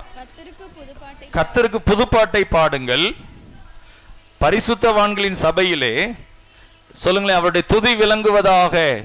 துதினா என்னது? பிரைஸ் பண்றது. நல்லா அப்படியே மனதார நேசிச்சு, பிரச்சனையை பார்க்காம. இந்த பவுலும் சீலாவும் உடம்பு அடி, வேற எதுக்கு இல்லை, திருடல, கொலை செய்யல, அநியாயம் பண்ணல, அசுத்தமானது எதையும் செய்யல. இயேசு அவங்க ஒரு பிசாசு, ஒரு குறி சொல்ற ஆவியை துரத்தி விட்டாங்க. அந்த குறி சொல்ற ஆவியை வச்சு சம்பாதிச்சுக்கிட்டு இருந்திருக்கிறான் ஒரு மனுஷன். அந்த ஆவியை துரத்து விட்டவுடனே அந்த ஆதாயம் போயிடுச்சு. ஏன்னா குறி சொல்ல முடியல. அப்ப இவருக்குள்ள இருந்தா என்ன ஆவினா? சர்வ வல்லவருடைய ஆவி, கர்த்தராகிய இயேசுவின் வல்லமை. அந்த ராத்திரியில அநேகர் ஞானஸ்நானம் எடுக்கிறாங்க. அந்த ராத்திரியில சிறைச்சாலைக்காரன் மனம் திரும்புகிறான். ஒருவேளை இன்றைக்கு ஒரு சில பாடுகள் வழியாக கடந்து போகலாம். ஆனா கர்த்தர் உங்களை கொண்டு மகத்தானதை செய்ய போகிறார். உங்களை கொண்டு பலத்த காரியங்களை செய்வார். அந்த ராத்திரியில இங்க சொல்லப்பட்டிருக்கிறது, அவருடைய துதி விளங்குவதாக, அவருடைய துதி விளங்குவதாக. உங்களுக்குள்ள இருந்து அது வெளிப்படட்டும். நீங்க வாயில நல்லா பாடி துதிங்க. கண்ணுக்கு தெரியல, நல்ல ஸ்தோத்திரம் பண்ணுங்க. எல்லாமே கண்ணில் பார்த்துதான் இல்லை, நீங்க அரைக்கதவை பூட்டி அங்கே ஆண்டவர் ஸ்தோத்திரம் பண்றப்பே வந்துடுறாரு முழங்கால் படிட்டு. பிரைஸ் அண்ட் வொர்ஷிப் நல்லா நேசிச்சு உங்க மனசுல காயம் இருக்கு, அந்த காயம்லாம் போகிற அளவுக்கு, எனக்கு அப்பா நீங்க தான், அம்மா நீங்க தான், என்னை குணமாக்குகிற கர்த்தர் நீங்க தான், என் பரிகாரி, அப்படியே ஸ்தோத்திரம் பண்ணுங்களேன். அந்த அறையிலே வல்லமை பலத்த காரியங்கள் செய்யும், காயங்கள் எல்லாம் கெட்டுவார். அநேக குடும்ப ஆசீர்வாதத்துக்கு அப்படிதான் ஜெபம் பண்றோம் நாங்களா. மணிக்கணக்கில் நேரம், வார்த்தைகள், தேவனும் நம்மளும் அங்க வந்துருவார். கர்த்தர் அங்க சிங்காசனம் போட்டு வந்துருவார். ஹல்லேலூயா, ஸ்தோத்திரம். இந்த வார்த்தை சொல்லப்பட்டிருக்கிறது 2ஆம் வசனம், சங்கீதம் 149:2. இஸ்ரவேல் தன்னை உண்டாக்கினவரில் சொல்லுங்களேன் மகிழவும். உங்களுக்கு மகிழ்ச்சி இருக்கா? மகிழ்ச்சியா இருக்கிறீங்களா? மகிழவும், கர்த்தருக்குள்ள மகிழணும். அடுத்து, சீயோன் குமாரர் தங்கள் ராஜாவில் கலிகூறவும் கடவர்கள். இப்படி செய்தா என்ன நடக்குமா?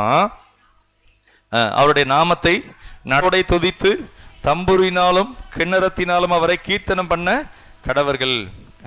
அதுல தொடர்ந்து வாசிக்கிறப்ப 5ஆம் வசனம், பரிசுத்தவான்கள் மகிமையோட கலிகூர்ந்து தங்கள் படுக்கைகளின் மேல் கம்பீரிப்பார்கள்.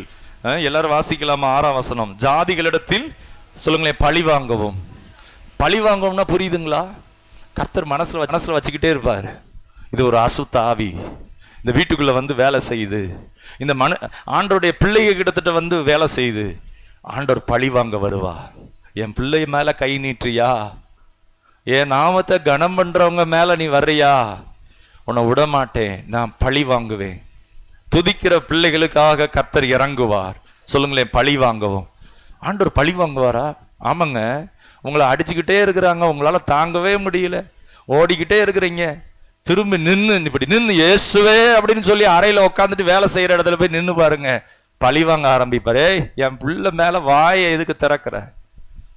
என் பிள்ளை மேல கைய நீட்டாத, உன் கை விரல் நீட்ன அப்படிம்பார். அடுத்து சொல்லுவார், விரலை உடைச்சி விடுவேன் அப்படிம்பார். உடைச்சியே காமிச்சு விடுவார். நாக்க நீட்னா நாக்க ஒட்ட வச்சிருவார். எத்தனை நாள் பேசிக்கிட்டே இருப்பாங்க? ஒருவேளை நீங்க அப்படி அடி வாங்கி ஓடிக்கிட்டே இருக்கிறீங்களா வாழ்க்கையில? ஆண்டவரே தாங்க முடியலப்பா. உங்களுக்குள்ள இருக்கிற இயேசு பிசாசை அழிக்க வந்தவர், அவன் கிரியைகளை அழிக்க வந்தவர். இங்க சொல்லப்பட்டிருக்கு பழி வாங்கவும். சொல்லுங்களேன் பழி வாங்கவும். கர்த்தர் பழி வாங்குவாராங்க. வெளிப்படுத்தின விசேஷத்துல பாருங்க, பட்டயத்தோட வர்றாருங்க. ஒரு டைம் கொடுப்பாரு, கிருபை. ஒரு கண்ணத்தை அறைந்தால் மறு கண்ணத்தை காண்பீங்கள். அதையும் சீசத்துவத்துல செய்ய சொல்றாரு. எல்லா நேரமும் அப்படி இல்லைங்க. அப்புறம் நியாயம் இருக்கிற நேரம் வரப்ப பட்டயத்தோட தான் வர்றாரு. வெளிப்படுத்தின விசேஷத்துல போட்டிருக்கு, பட்டயத்தினாலே வெட்டும்படிக்கு வருகிறார். அவ என்ன டைம் பொறுமையா பாக்குறாரு. இன்னைக்கு மனம் திரும்பு, இன்னைக்கு மனம் திரும்பு, இன்னைக்கு உனக்கு மன்னிக்கிறேன், உனக்கு இறக்க செய்யறேன், மன்னிக்கிறேன், இறக்க செய்யறேன், திருந்தீரு.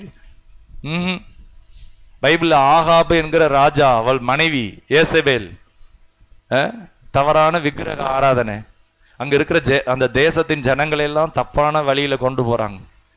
மெய்யான ஆண்டவரை ஆராதிக்க கூடாதபடி வேற வழிபாடுகள்ல நடந்தது என்ன தெரியுமா? அந்த ஏசபேல் பரிதாபமாக செத்தாள். எலியாவை பயமுடுத்தின ஒரு சகோதரி. கள்ளத்தராசு அருவருப்பு மிக 6ல் போட்டிருக்கு.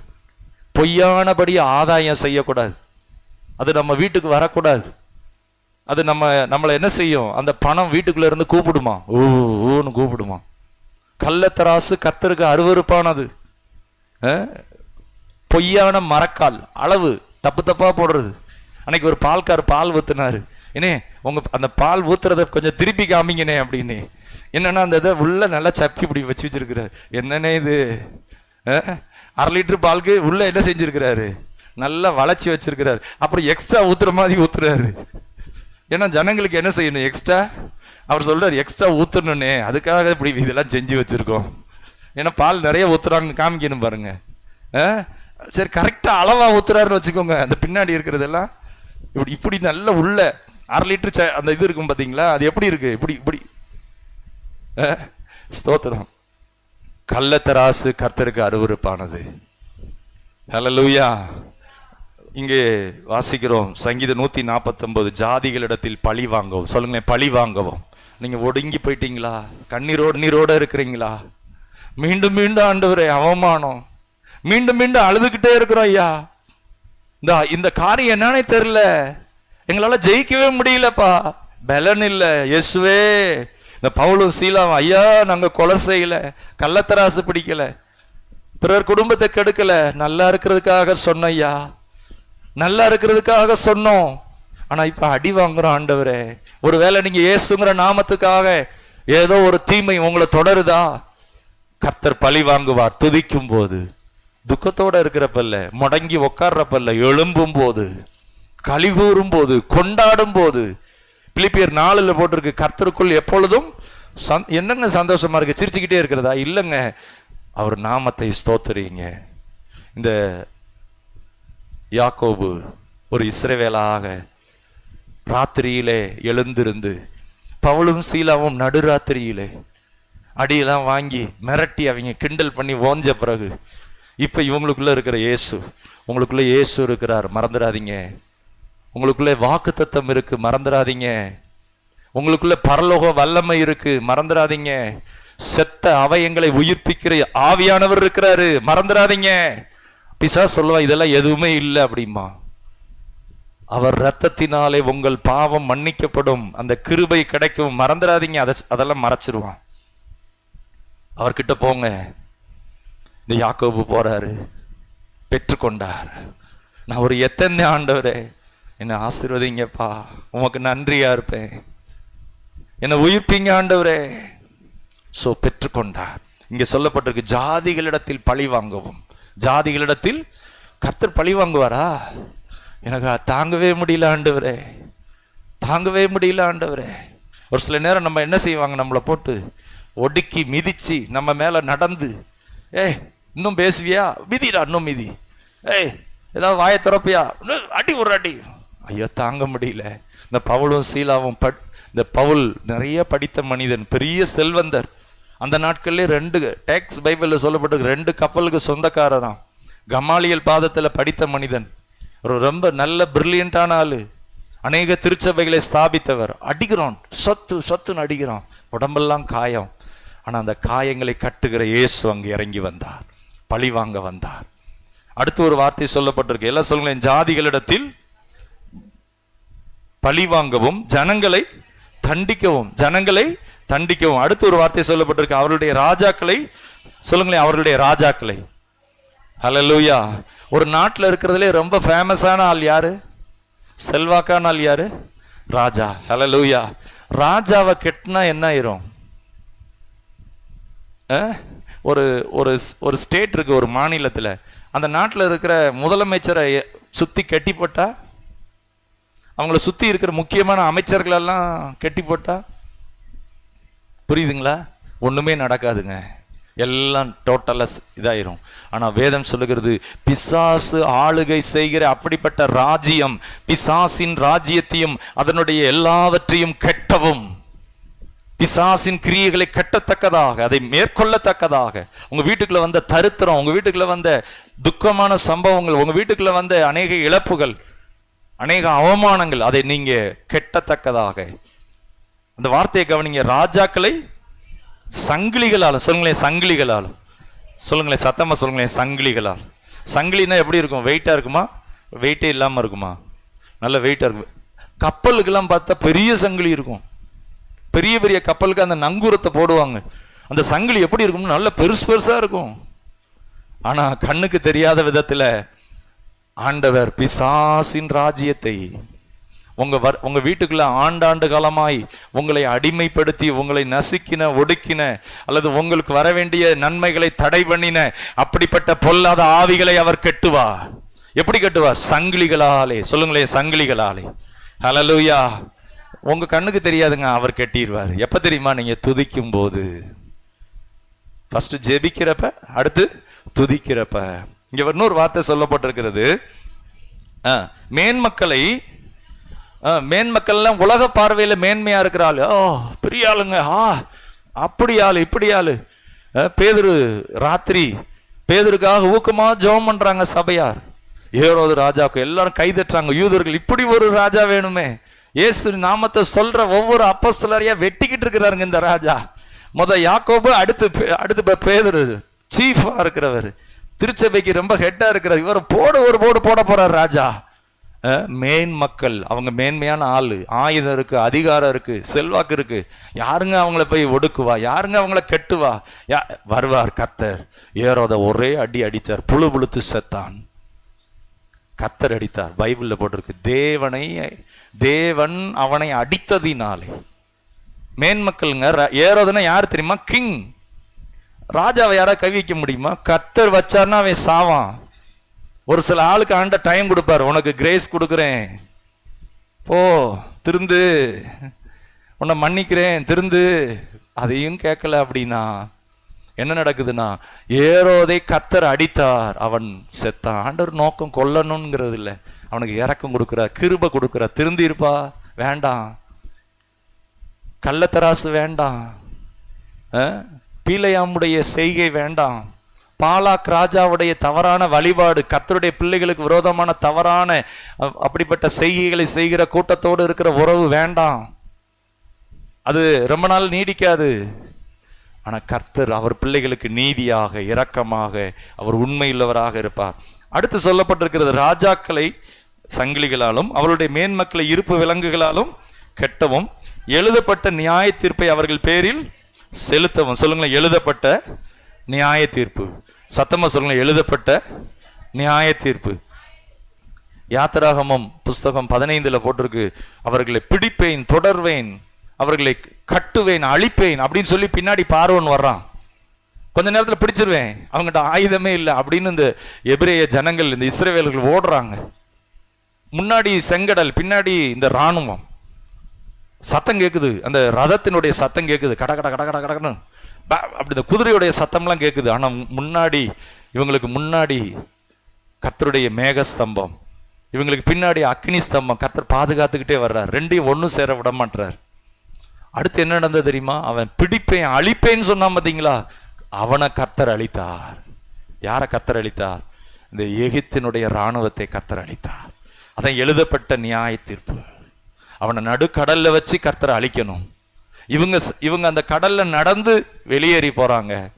ஆனா அந்த பார்வோன் என்ன செய்கிறான்? நடுக்கடல்ல இவங்களுக்கு யாருமே இல்லைங்க, கர்த்தரே வருகிறார், கர்த்தரே யுத்தம் பண்ணுகிறார். இன்றைக்கு உங்களுக்கு யாருமே இல்லையா? கர்த்தர் யுத்தம் பண்ணுவார். கர்த்தரை அப்படி நேசிங்க. அவர் நேசிக்கிறவங்களை அவர் பார்த்துக்கிட்டே இருக்கிறாரு, அவரை நம்பி இருக்கிறவங்களை பார்க்குறாரு. அவர் தான் எனக்கு தாபரம். அவரை தாபரமாக கொண்டிருக்கிறீங்களா?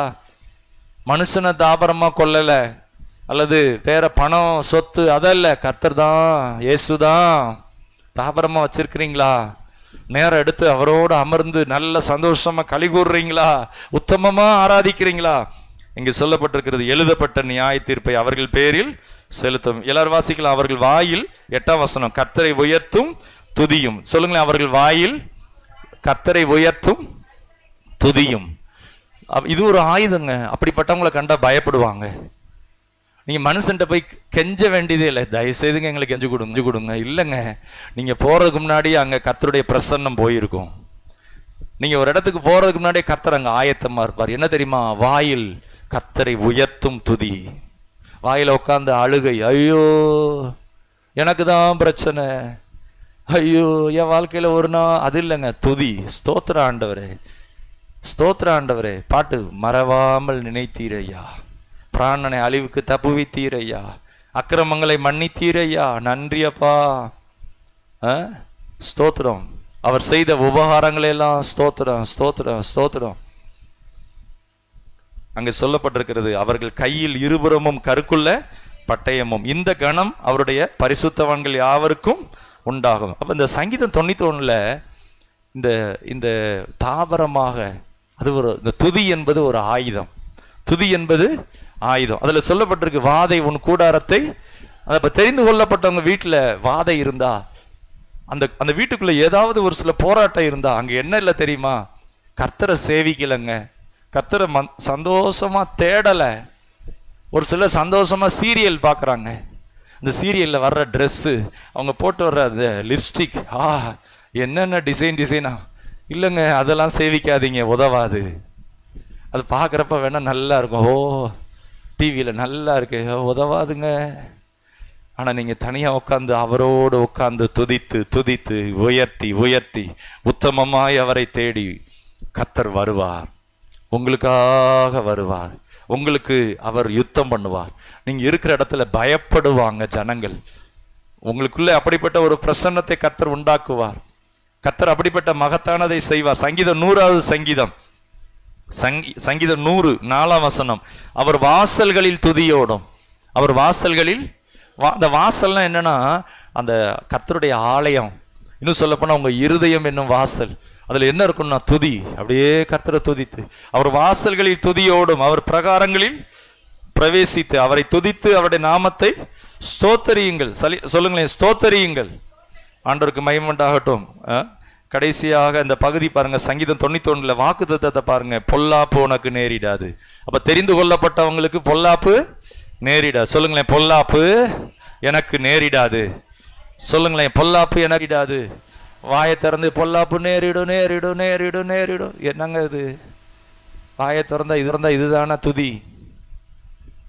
வாதை எனக்கு வரும் வரும் வரும் இல்லைங்க, வாதை என் கூடாரத்தை அணுகாது.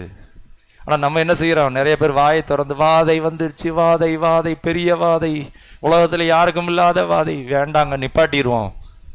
இயேசுவே நீர் என் மேய்ப்பராக இருக்கிறீர், வாதை என் கூடாரத்தை அணுகாது, பொல்லாப்பு எனக்கு நேரிடாது. அது இந்த வார்த்தையை பாருங்க, உனக்காக தம்முடைய தூதர்களுக்கு கட்டளையிடுவார். 11ஆம் வசனம், உன் வழிகளில் எல்லாம் உன்னை காக்கும்படி, ப்ரொடெக்ட், உங்களை பாதுகாக்கும்படி. அடுத்து சொல்லுறது அவர் அது கட்டளையிடுவாராம்.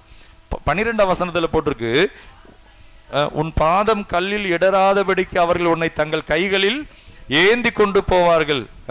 வாக்குத்தத்தத்தை பாருங்க, சிங்கத்தின் மேலும் விரியன் பாம்பின் மேலும் நீ நடந்து பால சிங்கத்தையும் வலு சர்ப்பத்தையும். அந்த பவுலும் சீலாவும் அந்த இடத்துல ஒரு ஒரு ஒரு வலு சர்ப்பம், துரைத்தன ஆவி, குறி சொல்ற ஆவி. இந்த பவுலும் சீலாவும் அவங்க சோர்ந்தர்ல அடி வாங்கிட்டு திரும்ப துதிக்கிறாங்க. அந்த ராத்திரியிலே அந்த காவக்காரை அவன் மனம் திரும்புறான், பட்டயத்தை எடுத்து தன்னை குத்திக்கிற போறான். எல்லாரும் ஓடி போயிட்டாங்கன்னு.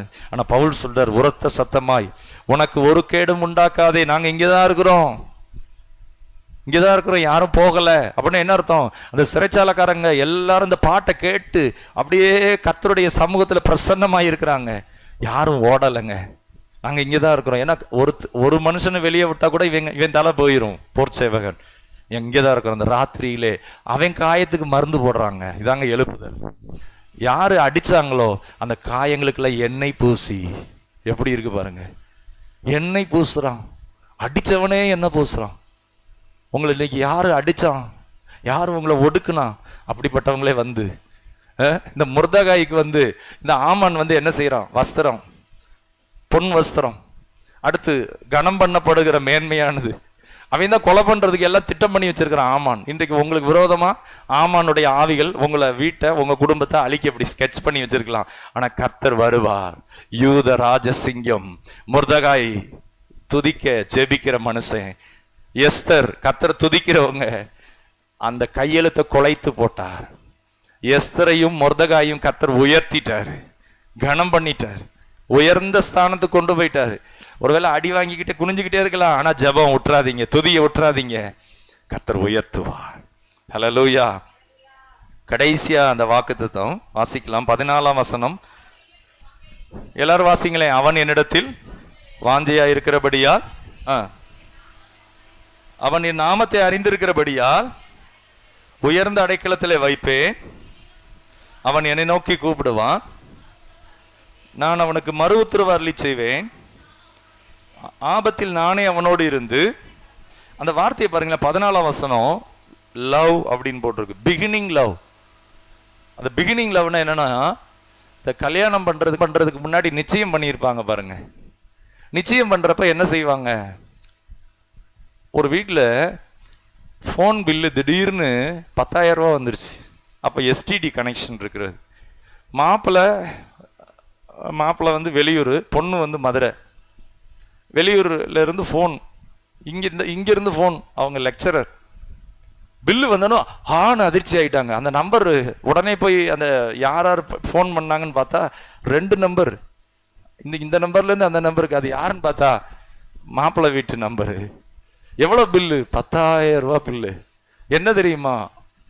கல்யாணம் பேசி நிச்சயம் பண்ணி இருக்கிறாங்க. அன்பு. ஒவ்வொரு நாள் நைட்லாம் உட்காந்து பேசுறாங்க. தி பிகினிங் லவ். இங்க சொல்லப்பட்டிருக்க, அவன் என்னிடத்தில் வாஞ்சையாயிருக்கிறபடியா, அவன் என்னிடத்தில். அந்த அன்பு கூட கல்யாணம் ஆனோம் கொஞ்ச நாள் கழிச்சு, என் செல்லமே அன்பே அப்படின்னு சொன்னதெல்லாம் கொஞ்ச நாள் கழிச்சு அடி என்ன செய்யுது? திடீர்னு டம் டும்முன்னு உழுகுது. மாம்சத்துல நேசிக்கிறது, உண்மையா நேசிக்கிற அன்பு வேற மாதிரி இருக்கும். ஆனா இந்த தேவ அன்பு, அகாப்பே அன்பு, ஆண்டவர் இயேசு நம்ம மேல வைத்த அன்பு, நமக்காய் ஜீவனை கொடுத்த அன்பு, நம்ம அவர் மேல வைக்கிற அன்பு, உபத்திரவம் பாடு எவ்வளவு அவமானம் வந்தாலும் ஆண்டவரே ஏசப்பா அவருக்காக நிற்கத்தக்கதாக, அவருக்காக ஜெயம் கொள்ளத்தக்கதாக, ஆண்டவரே நீங்க எனக்கு கொடுத்த பிள்ளைகளை, நீங்க எனக்கு கொடுத்த குடும்பம், நீங்க எனக்கு கொடுத்த வேலை, நீங்க எனக்கு கொடுத்த ஆண்டவரே ஜீவன், இங்கே சொல்லப்பட்டிருக்கிறது அவனை விடுவிப்பேன். யார தெரியுமா? நேசிக்கிறவங்க. அந்த நேசிக்கிறது. வெயில்ல நிற்பாங்க மணிக்கணக்கில், அவங்க அம்மா அப்பா சொன்னா கூட வேலை செய்ய மாட்டாங்க. அந்த பிள்ளைய பார்க்கணுமா, இத்தனை மணிக்கு பஸ் வரும், இத்தனை மணிக்கு அங்கே போய் நின்றுக்கிட்டே இருப்பாங்க. என்னப்பா இங்கே நிற்கிற? ஒன்றும் இல்லை, சும்மா தான் நிற்கிறேன் அப்படிம்பாங்க.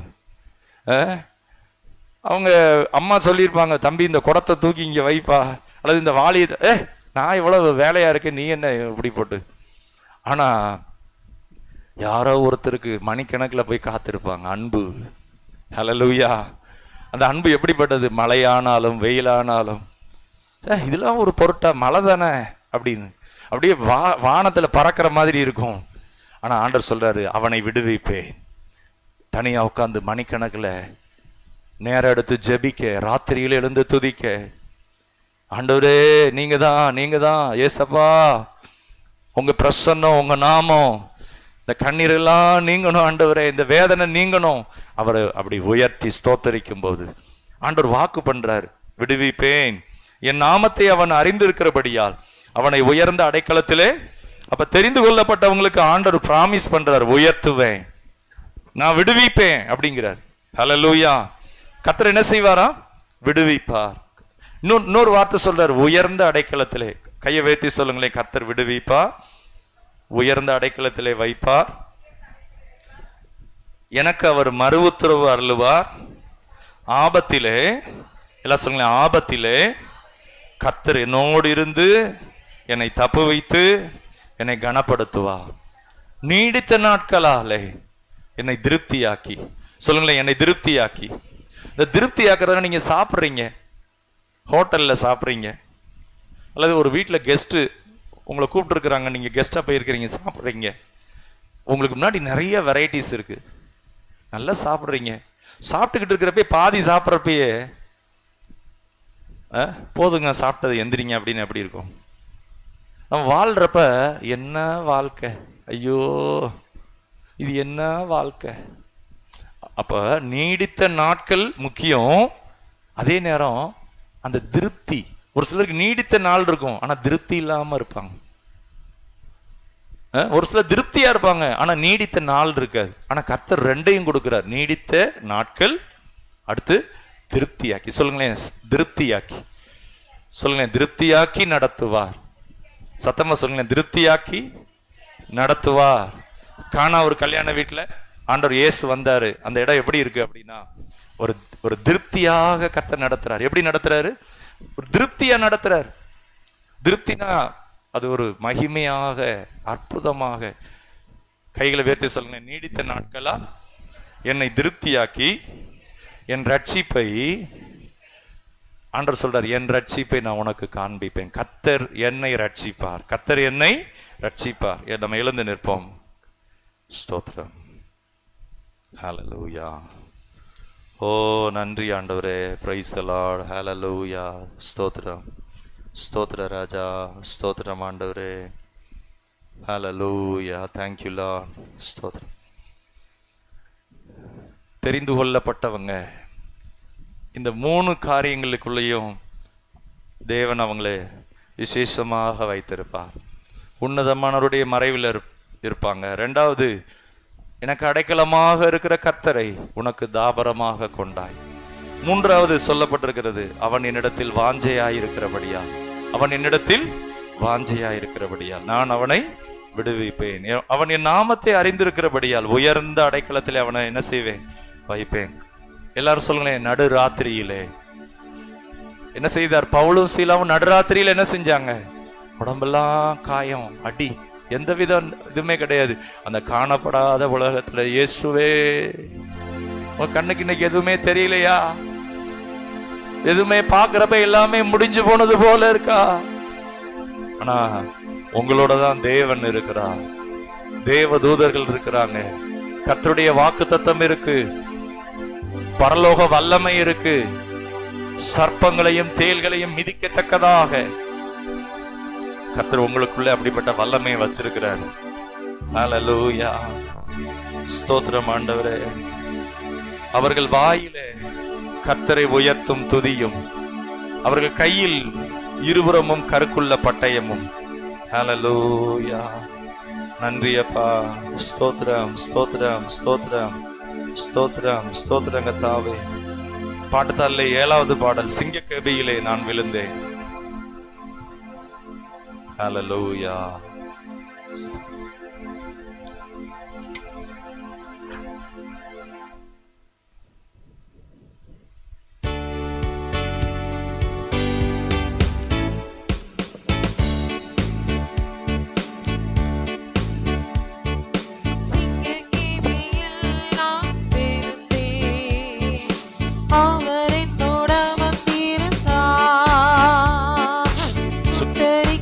அக்கினியில் நடந்தே துளியா என்னை நனைத்தா.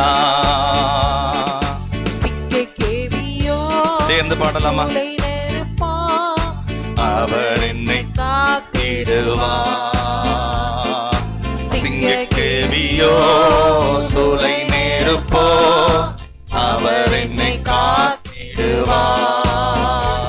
அவரே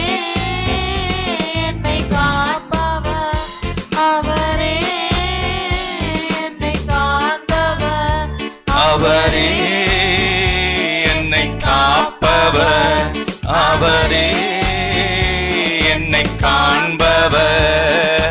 சிங்கக்கேவியோ சூளை நெருப்போ, அவர் என்னை காத்திடுவார். சிங்கக்கேவியோ சூளை நெருப்போ, அவர் என்னை காத்திடுவார். சிங்கக்கேபியில் நான் விழுந்தே, அவர் என்னோட அமர்ந்திருந்தார். சுட்டெரிக்கும் அக்கினியில் நடந்தே, பனித்துளியா என்னை நனைத்தார். சிங்கக்கேபியோ சூளை நெருப்போ, அவர் என்னை காத்திடுவார். சிங்கக்கேவி ஷபலரபதரபா ஓலமா ஷங்கலபரகத்யரபா.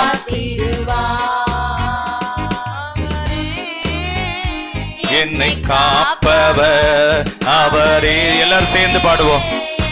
காண்பவர் அவரே, என்னை காப்பவர் அவரே, என்னை காண்பவர்.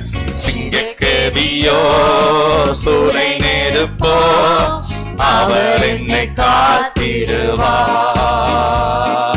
சிங்கக்கேவியோ சூளை நெருப்போ, அவர் என்னை காத்திடுவார். எதிரிகள் என்னை சுற்றி வந்தாலும், தூர சேனைகள் கொண்ட என்னை காப்பாரே. எதிரிகள் என்னை சுற்றி வந்தாலும், தூர சேனைகள் கொண்ட என்னை காப்பாரே. எல்லாரும் பாடலாம். ஆவியினால் யுத்தம் வெல்வேனே, சாத்தானை சமுத்திரம் விழுங்குமே. ஆவியினால் யுத்தம் வெல்வேனே, சாத்தானை சமுத்திரம் விழுங்குமே. அவரே என்னை காப்பவர் அவரே, அவரே ஷபலரபா ஓ ரகலனரா ஓ ரியாமனரபா சண்டலரபா சிங்கக்கரியோ சூளை நெருப்போ அவர் என்னை காத்திடுவார்.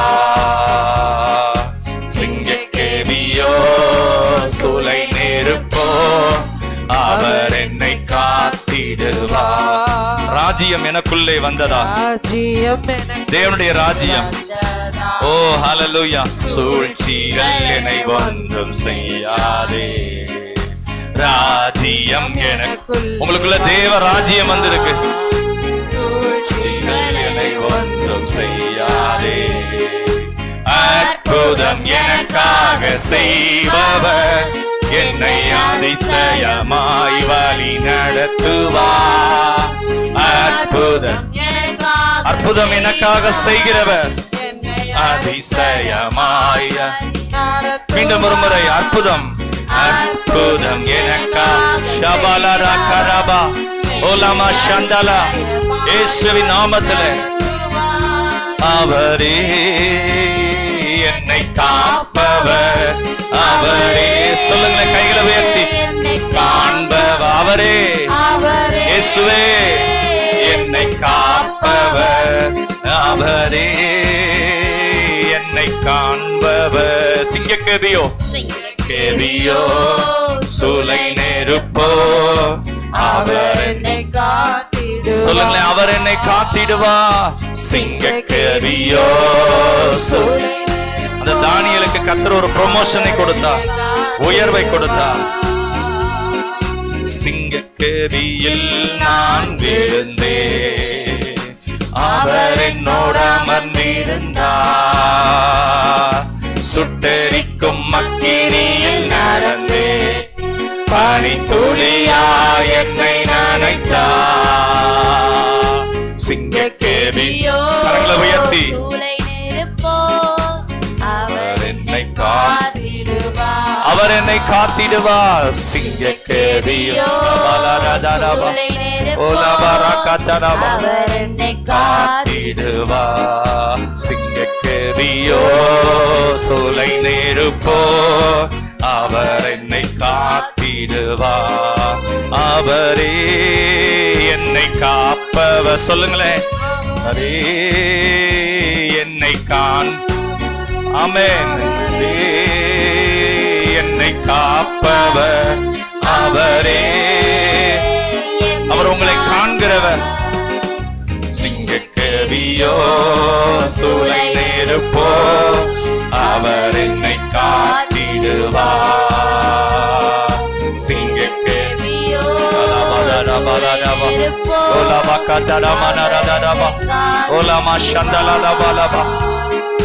சிங்கக்கேவியில் நான் விழுந்தேன், அவர் என்னோட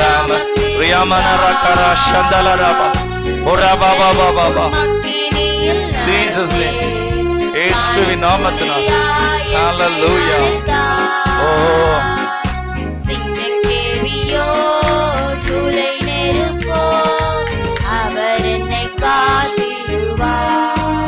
ஹல்லேலூயா. ஒரு யாக்கோபு, அவருக்கு ஒரு அனுபவம் தேவைப்பட்டது. என்ன அனுபவம் தெரியுமா? ராத்திரியில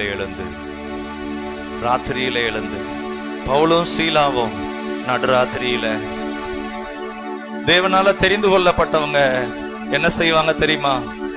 ஆண்டவரோடு, அவர் வார்த்தையோடு, அவரை துதிக்கிற அந்த துதியினால அன்பு கூர்ந்து, ஓ ஆண்டவர் சொல்றாரு, நீடித்த நாட்களால உன்னை நான் திருப்தியாக்குவேன், உன்னை நான் சாட்டிஸ்ஃபைங் பண்ணுவேன். காணா ஒரு கல்யாண வீட்டுல எல்லாரும் சொல்றாங்க, ஐயோ ரசம் இல்ல, ரசம் இல்ல, ரசம் இல்ல. இயேசு இருக்கிறார், இயேசு இருக்கிறார். ஏராளமான ரசம், ருசியுள்ள ரசம். ஹல்லேலூயா. கைகளை உயர்த்தி சொல்லுங்களேன், இயேசு இருக்கிறார் எனக்குள்ள வாசம் பண்றாரு. அவர் என்னை காண்கிறவர், அவர் என்னை காப்பவர். ஹல்லேலூயா. இல்ல இல்ல இல்ல இல்ல இல்லாம போயிரும்.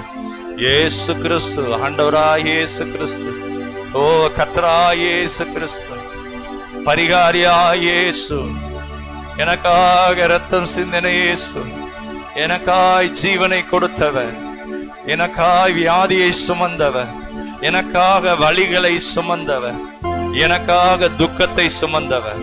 ஹல்லேலூயா. ரிவலரமா கதரபா சந்தலரபா ஓலா பாபா பாபா பதரமா ரபா பாபா தரமா சந்தல ரபா கரியானா இ மஹோரா ஷேதோலா ரகாலா ரகா இ மகா சிகௌலனானா ஓலா நானா நானா லரபாலா ஓலா பாபா பாபா பாபா பாபா ஒரே பாபா பாபா பாபா இயேசுவின் நாமத்தினாலே. ஹல்லேலூயா, ஹல்லேலூயா. ஆண்டவரே, உம்முடைய வல்லமை, உம்முடைய கரம் ஒவ்வொருவரையும் தொட்டு குணமாக்குகிறதுக்கா. ஷாதாலா நாடாலா Mahara காத்தியானா ஷகாலா நரகலா மஷந்தலா Baba. In the name of Jesus. Ora shandala baba baba baba. Ora bakatiana makatiana mashamba baba baba baba. Ora baba baba baba. Ora baba baba baba baba baba. உனக்கு விரோதமான எந்த ஆயுதமும் வாய்க்காதே போகும். வாதை உன் கூடாரத்தை அணுகாது. ஆண்டவரே, ஒவ்வொருவரையும் ஆசீர்வதிங்க.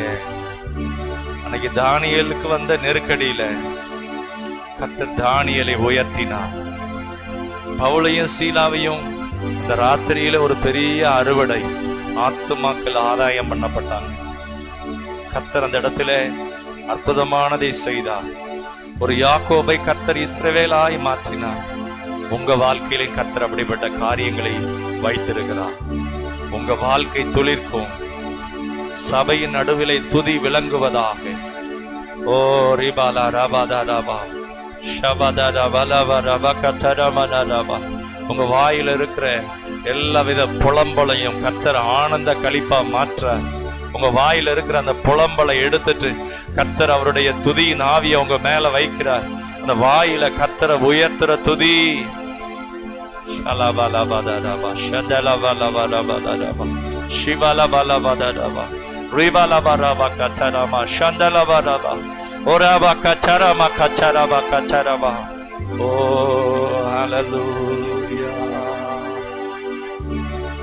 அவரே என்னை காப்பவர். கைகளை வைத்து சொல்லுங்க, இயேசுவே, ஜீசஸ்.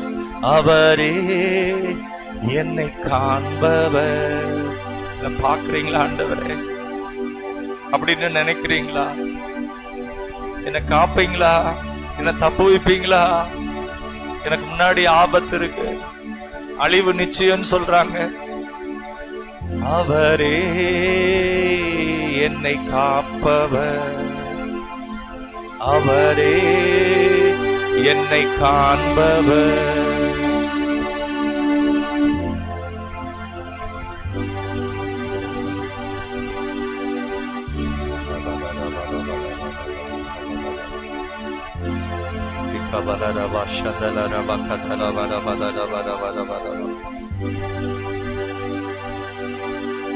யாக்கோபுக்கு ஆண்டவர் சொல்ற, நான் உனக்கு சொன்னதை செய்யும் அளவும் நான் உன்னை கைவிடுவதில்லை.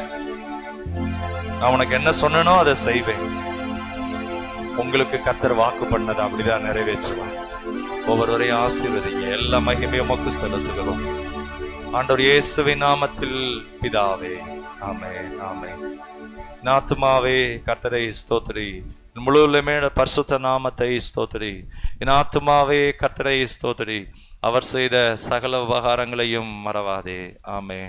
நம்முடைய கர்த்தராகிய இயேசு கிறிஸ்துவின் கிருபையும் பிதாவாகிய தேவனுடைய அன்பும் பரிசுத்த ஆவியானுடைய அன்னிய ஐக்கியமும் வழிநடத்தலும் சமாதானமும் மாறுதலும் நம் அனைவரோடும், இந்த வார்த்தை கேட்ட ஒவ்வொருவரோடும் கூட இருப்பதாக. Amen. Hallelujah. Praise the lord. ஸ்தோத்திரம்.